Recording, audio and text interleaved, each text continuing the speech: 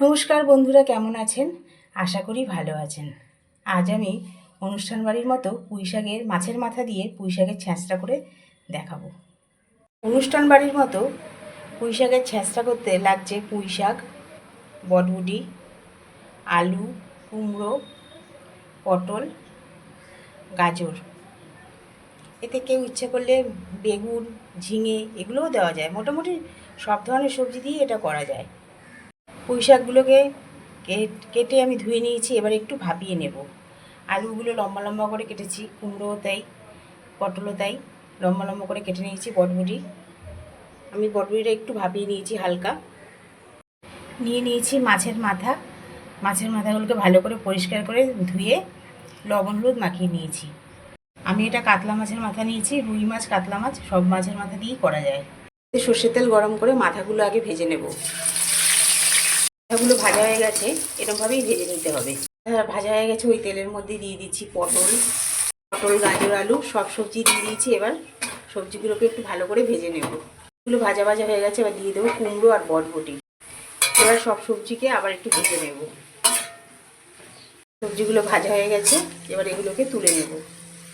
এর মধ্যে 5 ফোড়ন দিয়ে দিচ্ছি, একটা শুকনো লঙ্কা, একটু ভাজা ভাজা করে নিলাম। পেঁয়াজটাকে এবার ভালোভাবে ভেজে নেব। পেঁয়াজটা ভাজা হয়ে গেছে, টমেটো দিয়ে দিলাম। এবার দেবো রসুন আদা পেস্ট, দিয়ে দেবো জিরের গুঁড়ো 1 চামচ, হলুদ, লবণ। আদা রসুনের পেস্টের সাথে আমি 2টো কাঁচা লঙ্কা পেস্ট করে নিয়েছিলাম। এবার সব কিছুকে একসাথে কষিয়ে নেব। মশলাগুলো কষানো হয়ে গেছে, মাছের মাথাগুলো দিয়ে দিলাম, আর বাকি সব সবজিগুলো দিয়ে দেবো। বাকি সব সবজিগুলো দিয়ে দিয়েছি। এবার ভাপিয়ে রাখা পুঁই শাকটাও দিয়ে দিলাম। এবার সব কিছুকে একসাথে কষিয়ে নেব। তরকারিটা অনেকটা মজে এসেছে, এবার দিয়ে দেবো মিষ্টি। আমি বাতাসা দিলাম এখানে। ঠিক আছে, একটু গরম মশলা গুঁড়ো দিয়ে দিচ্ছি। মাছের মাথা দিয়ে ছ্যাঁচড়া আমার রেডি। এবার নামিয়ে নেব।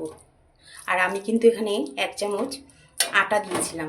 আটাটা দিলে কি হবে, যে তরকারিটা রেখে দিলে পরে যে একটু জল বেরিয়ে আসে, সেটা কিন্তু হবে না। অনুষ্ঠান বাড়ির মতো পুঁইশাকের ছ্যাঁচড়া আমার রেডি। আর আমার এই রেসিপিটি যদি আপনাদের ভালো লেগে থাকে, তাহলে একটি লাইক, কমেন্ট, শেয়ার এবং আমার চ্যানেল মনের ইচ্ছেকে সাবস্ক্রাইব করার অনুরোধ রইল। আজকের মতো এই পর্যন্ত। আবার আসবো নতুন কোনো রেসিপি নিয়ে। আপনারা ভালো থাকবেন, সুস্থ থাকবেন।